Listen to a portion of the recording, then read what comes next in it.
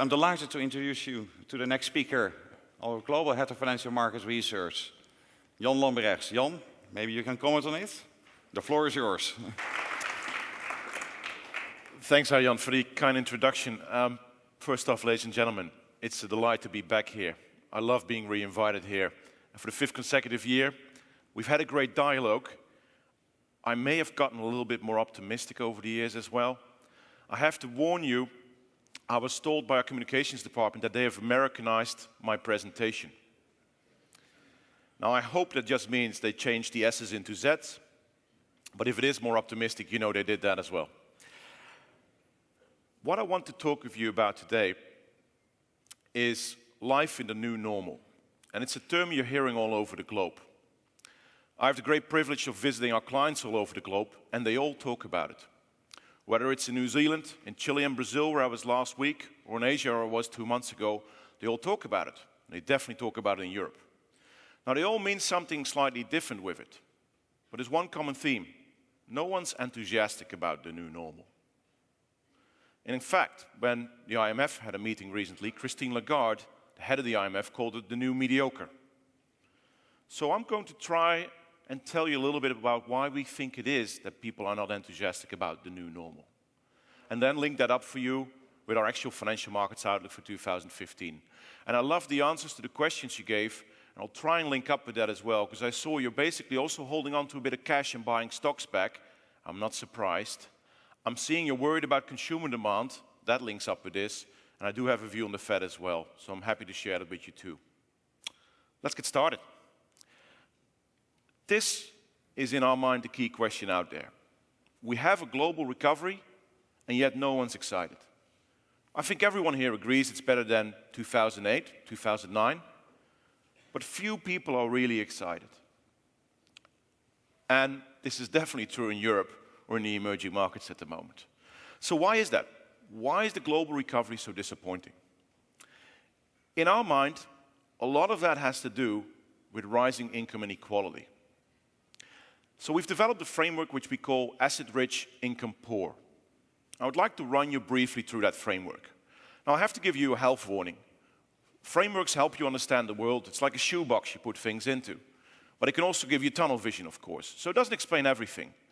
But we think it's a powerful tool to understand why the global recovery isn't where it should be from historical episodes, why we have such a meek recovery. Like I said, it has to do with rising income inequality. There has been, in the past 40 years, a massive transfer of wealth away from labor in favor of capital. Here I've listed some of that. If you think of the economy as a pie, it isn't very difficult how it's divided. Basically, part of it goes to labor, and the other part of the spoils go to capital.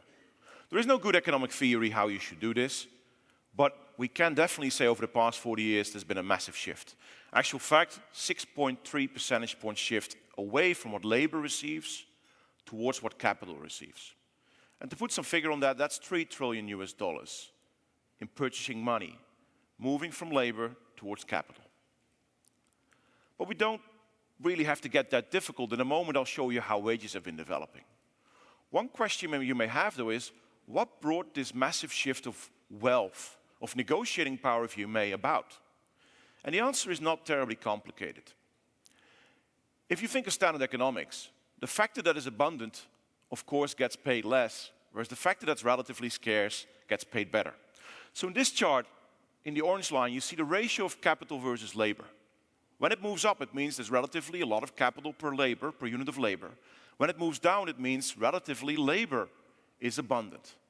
And you can see that over the past couple of decades, labor has become relatively more abundant. What's behind this? Well, end of the 70s. China, after a mysterious absence of centuries, decides to re-enter the global economy. And cheap Chinese labor floods the global markets. And in the 80s, the Berlin Wall falls, recently celebrated. Central and Eastern Europe rejoin the global labor force. Emerging markets join up with the global economy more over the past couple of decades. All of this leads to an abundance of labor, whereas capital then becomes relatively more scarce. Hence the reward for labor, wages, is under pressure, whereas capital has been doing reasonably well there. So it's really about that ratio changing as the geopolitical scene changes, and that undermining the negotiating position of labor. But like I said, maybe we'll get around to it too complicated. We can also just look at wages. Look at the UK here. These are real average weekly earnings there. Well, they haven't moved in 10 years, really. There's, of course, volatility, but they're at the same level of 10 years ago. We do the same for the Eurozone, and a similar story appears. Wages are where they were 10 years ago. And we'll do that for the US. It's even more dramatic. This is a statistic you've probably seen before. This is the median male earnings that have been unchanged since 1969. The reason households in the US have improved a lot is because of increased female labor participation since the early 80s. But male earnings, roughly the same in more than 40 years. So that brings me to this chart. This shows you how much wealth is concentrated with the 1% wealthiest people in a country.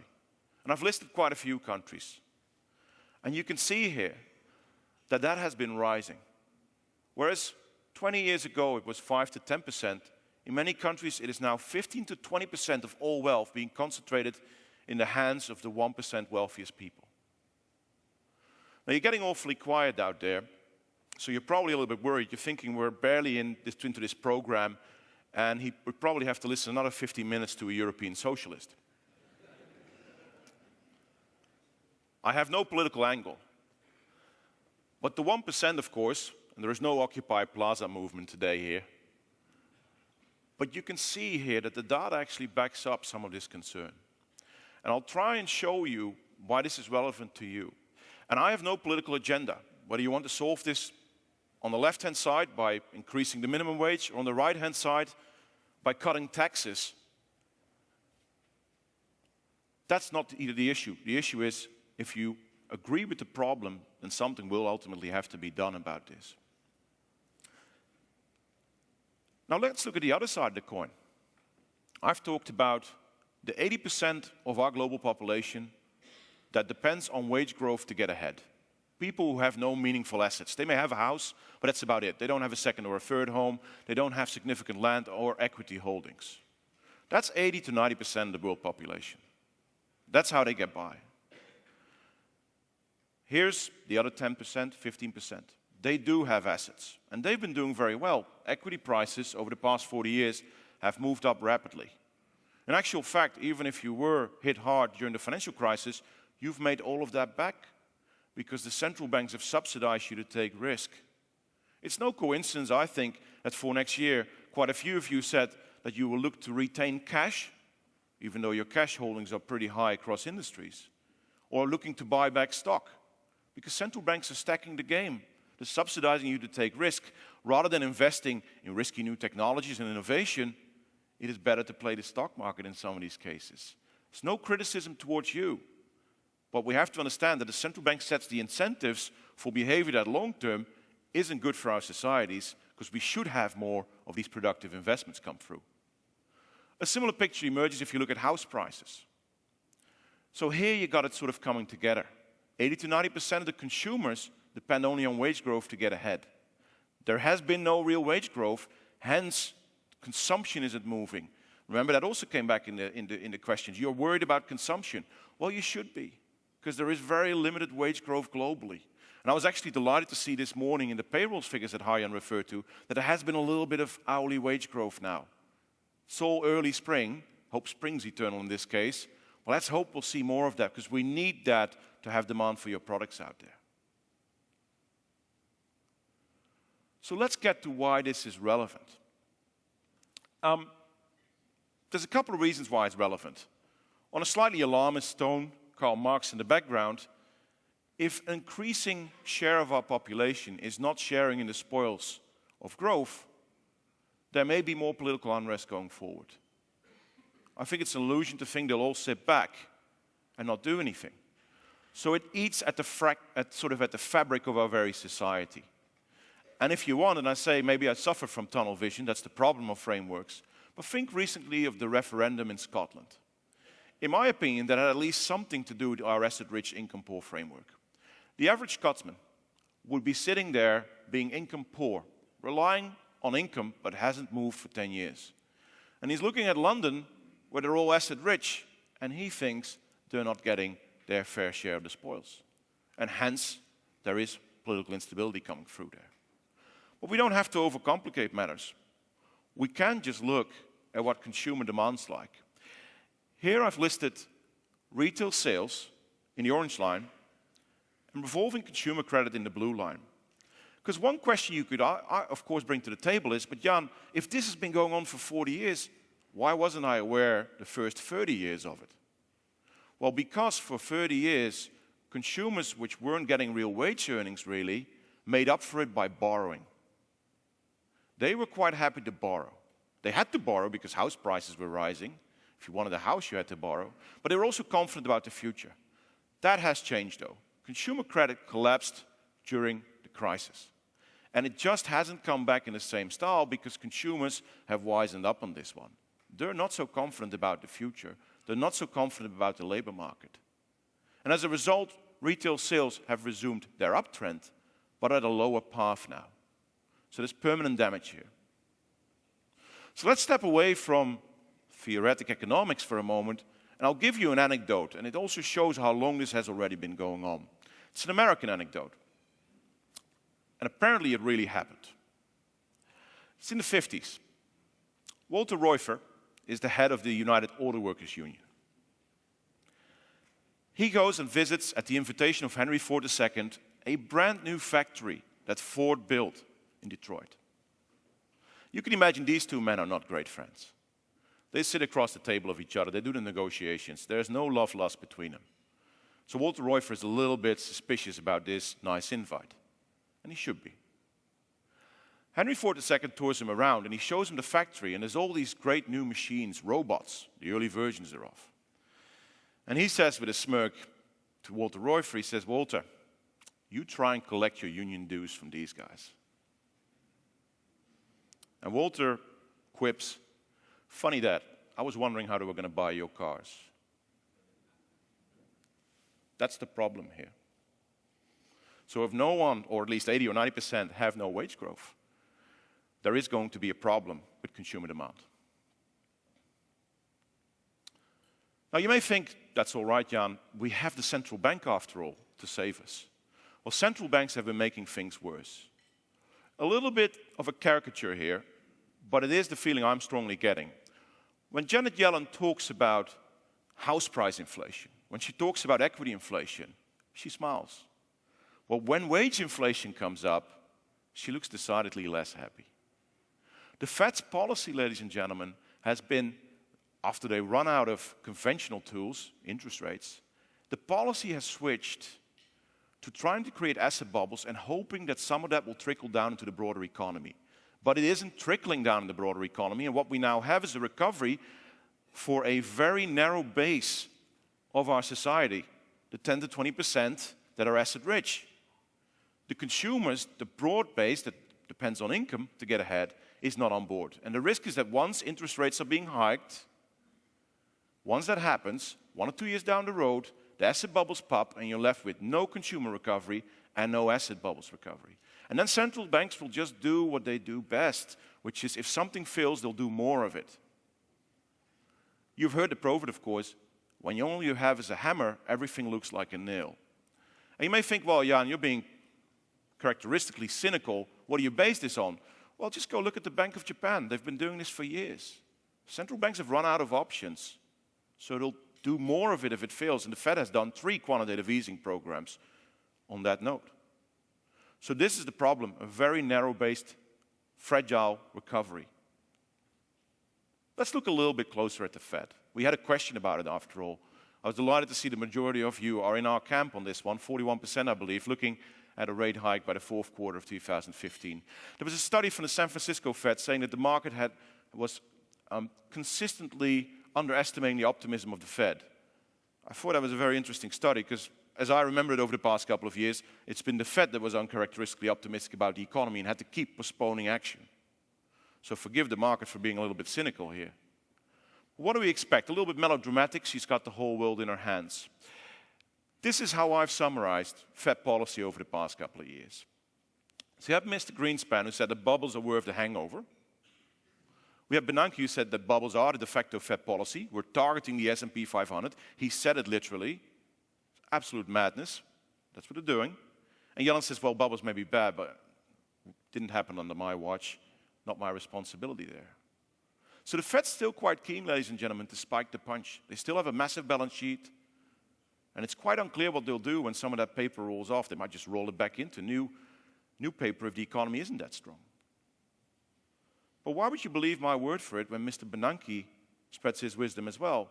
He's basically saying, I don't expect the Fed funds rate to return to 4% in my lifetime. Now on that note, Mr. Bernanke is 60.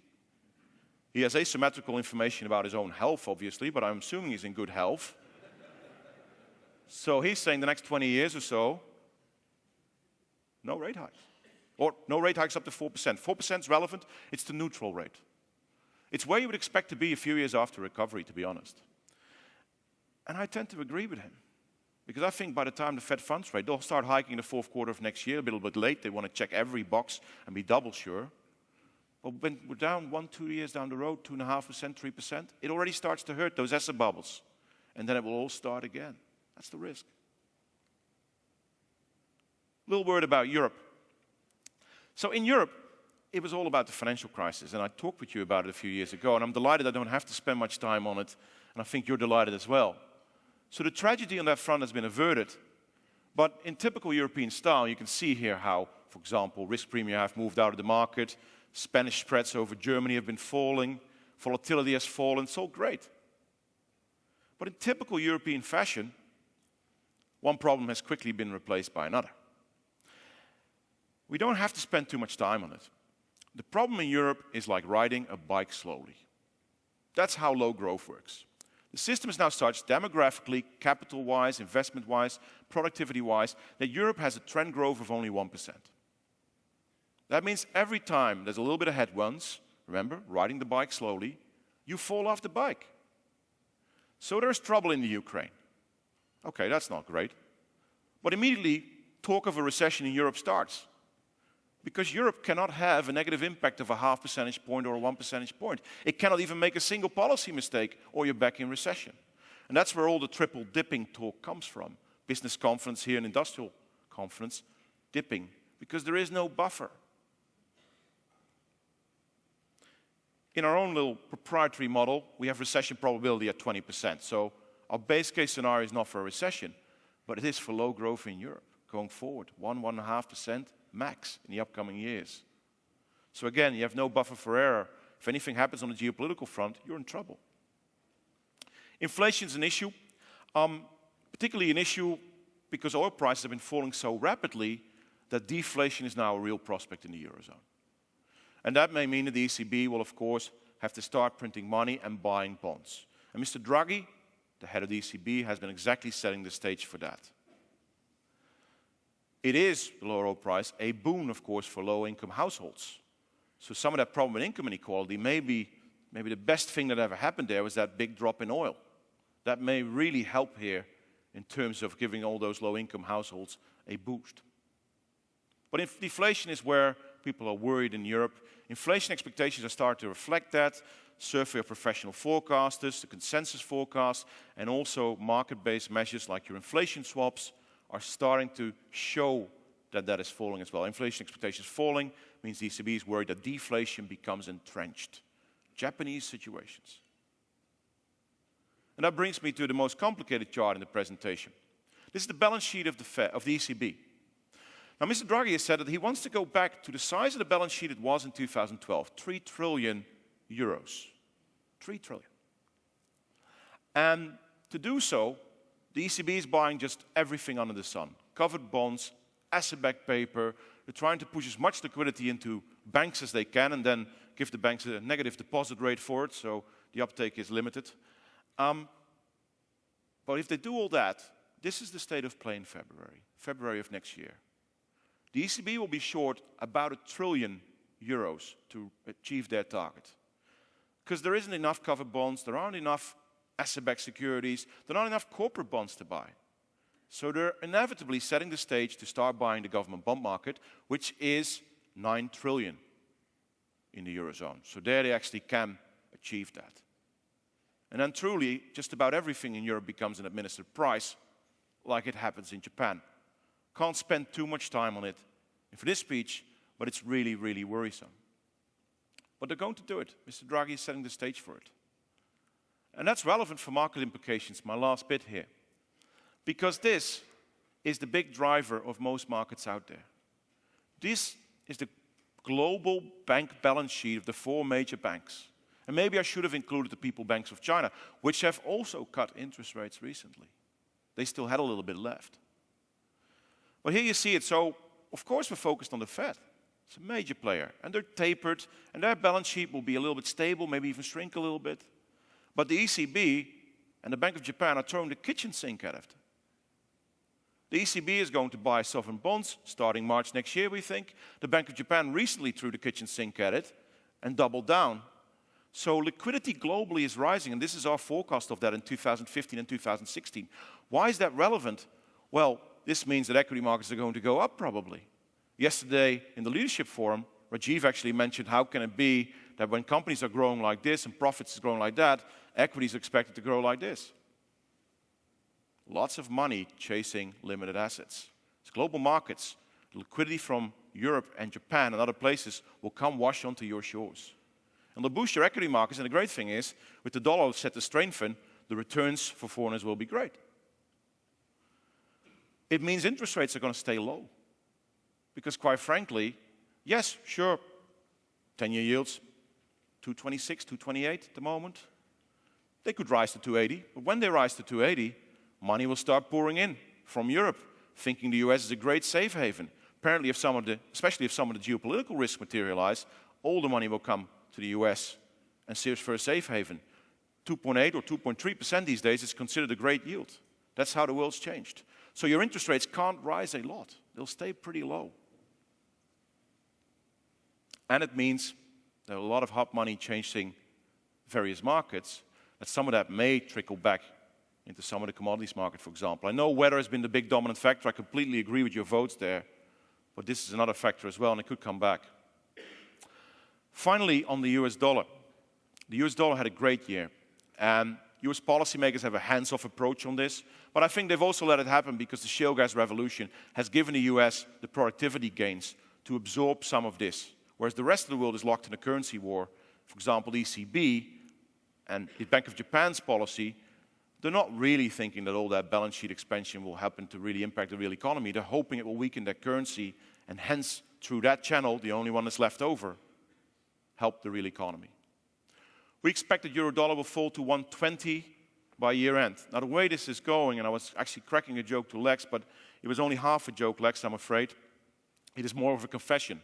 Whenever we forecast where currencies go, it usually happens the next 2 weeks. So euro-dollar is at 123 already and rapidly zooming in there. The key point is here, the dollar is on a strengthening trend. And it's backed up by a stronger economy, but the US economy is trying to decouple from the world as it be, and that is going to be hard. Key point. We live in an asset-rich, income-poor world. That means the consumer is not on board with the recovery. Monetary policy is stuck. It's not your savior, it's part of your problem. It's making inequality worse. Major central banks continue to diverge. The Fed is looking for its first rate hike. It will be relatively late, end of next year. But the ECB and the Bank of Japan are actually looking to do quantitative easing, more of it. It's liquidity versus fundamentals. Liquidity is still winning, I think, in most of these markets. That means just about everything's a buy. Lower rates for longer is definitely a term, just like lower inflation for longer seems to be one. And euro-dollar is trending further lower. Thank you very much.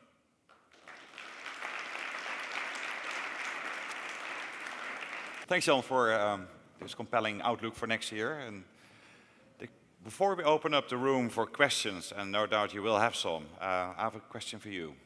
On the outlook of the oil, that's an interesting story. Clearly, there's a lot of volatility we have seen, experienced over the last couple of weeks. What's your view on that? It's a good question, because I think we're asking to the audience as well later on what we think about oil prices. And it's good, because everyone's talking about the impact, and the billions are literally flying around your ears. And I'm not quite sure. It's very difficult to do all that, because when you try and do an impact analysis, there's so many other factors playing out. But like I said, I think for low-income families, it's a great blessing going into the holiday season. As for the outlook, I think you have to wonder, why is oil heading lower so quickly? And the common sort of theory on this one, propagated by most people, is that the Saudis are somehow locked in a battle with the US over market share. Well, they're locked in that battle, but I don't think myself that this is the reason why they've kept production relatively high. Global demand's been weak. It's not been great. The Saudis have kept supply up, and we've seen in Rajiv's chart yesterday that the US has ramped up massively. But I think there's a whole lot more coordination here than as first meets the eye. I think the Saudis and the Americans have sat down and they've struck a deal. If the Saudis keep supply up, the US ramps up supply as much as they can. What are they trying to achieve? They're putting pressure on Russia. Russia is crumbling under trade sanctions and lower oil particularly. It's losing billions on that. It's putting pressure on Iran to go to the table and negotiate over the nuclear deal. What have the Saudis asked in return? And by the way, the Saudis are of course saying they're fighting for market share because they have the Venezuelas of this world complaining because their regime's crumbling. So they need to explain why they're keeping supply relatively high. But that's just for the stage. I think the Saudis have asked in return for help fighting ISIS. Because for the House of Saud, ISIS is a huge threat. It's extremist Sunni Muslims, if they export that to Saudi Arabia, the House of Saud will fall. So this is, I think, in my mind, the big game out there. This is relevant because if you believe this is it, if you believe that my aluminium foil hat theories are true, then it's relevant because it's having success in my mind. It is forcing Russia. It is forcing Iran. And then that means this may last longer into 2015. And we could see oil at $70 still well into 2015. So that is really quite relevant there. On Russia, perhaps if you'll entertain me, we have to be worried here because with Mr. Putin under pressure, he may do some strange things there. I think he's going to try and force a solution over the Ukraine, like a federalized state, in which it will be broken up in 5 parts, everyone will have a veto. De facto that means that nothing will ever happen, which is what Russia likes. Russia systematically surrounds itself with failed states and economic black holes. And they'll try and do that in the upcoming months because winter's coming. There's no Game of Thrones pun, but winter is coming in this case. And this is where Mr. Putin still holds some cards because he supplies gas to most of Central and Eastern Europe. Very good. Thanks for that, Jan. Any more questions from the floor? Please. Okay, there's a question over there. There's a mic coming your way. Jan, you spoke about minimum wages and being raised. How likely do you think that is actually going to happen? And if it does happen, will it be at the federal level, or do you think states will be leading the initiative there? Thanks, Nick. It's a good question. I was at Cattle Facts earlier this week, speaking before 350 cattle farmers, and it was a great audience because everyone there had been doing well. So for once, the audience was very positive there. And they asked me the same question. I was afraid whether I would escape with my life. So here's the thing. I don't do normative research. So I don't tell you what policy prescriptions should be or how politicians should be. I just try and identify all the problems and then tell you what they're likely to do. If they'll mess up, I'll tell you, but then at least hopefully you're positioned to somehow benefit from that or be sheltered from it more likely. On minimum wages, over the next couple of decades, I think minimum wages are going to increase. 2 major forces, inequality, and if you think the 80% are going to live in misery, they're not going to. They're going to vote to try and get minimum wages increased. But there's a second force which I haven't talked about, which is technological development. And it will put a lot of people's jobs under pressure. So that will be a challenge for society to figure out how we can keep everyone included. It's not a political preference of me, and I think there's massive problems with increasing minimum wages, or benefits for that matter, because you may, of course, run into problems where the incentives are no longer all there to work or do the same amount of work. But I think it's almost inevitable that there will be a lot of political pressure to increase those. That's great. I think we have time for one more question, if there's anybody else. Yes, please. Can you explain why the US recovery can be sustainable even with a strong dollar? Because those 2 points seems to be tough. No. Question that's often asked, and it's a good one. What about strong currencies? Structurally speaking, if a currency appreciates 10, 20, 30% a year, that leads to trouble because the adjustment is too quick. But if you look at history, strong countries economically, politically, and militarily have always had strong currencies as well.